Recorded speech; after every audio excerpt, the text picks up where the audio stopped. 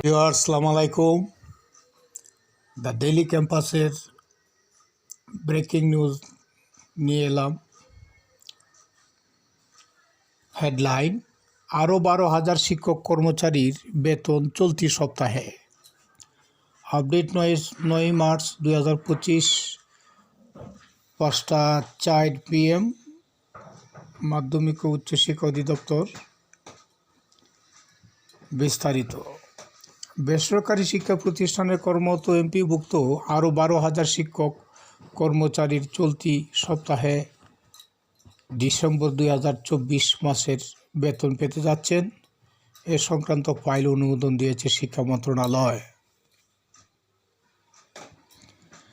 রোববার 9 মার্চ মাধ্যমিক উচ্চশিক্ষা অধিদপ্তরের সাধারণ প্রশাসন এবং অর্থ ও ক্রয় উইং এর সংশ্লিষ্ট সূত্র দ্য ডেইলি ক্যাম্পাসকে এ তথ্য জানিয়েছে।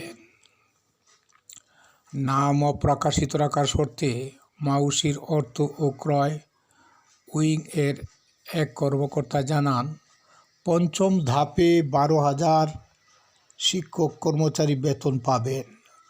চলতি সপ্তাহে তাদের ডিসেম্বর মাসের বেতন ব্যাংকে পাঠানো হবে।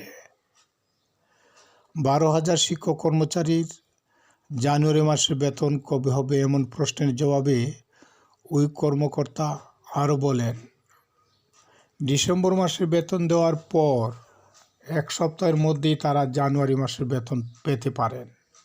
আমরা সেভাবেই চেষ্টা করছি।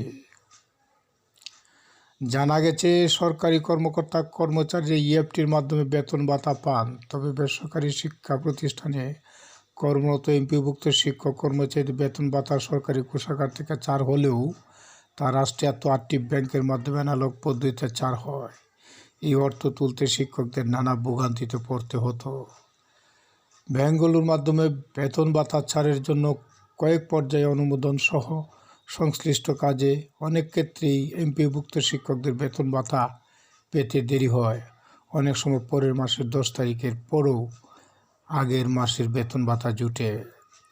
এই পরিপ্রেক্ষিতে গত 5 অক্টোবর বিশ্ব শিক্ষক দিবসে ইএফটিতে বেসরকারি শিক্ষকদের এমপিও বেতন ভাতা দেওয়ার ঘোষণা দেয় শিক্ষা মন্ত্রণালয়।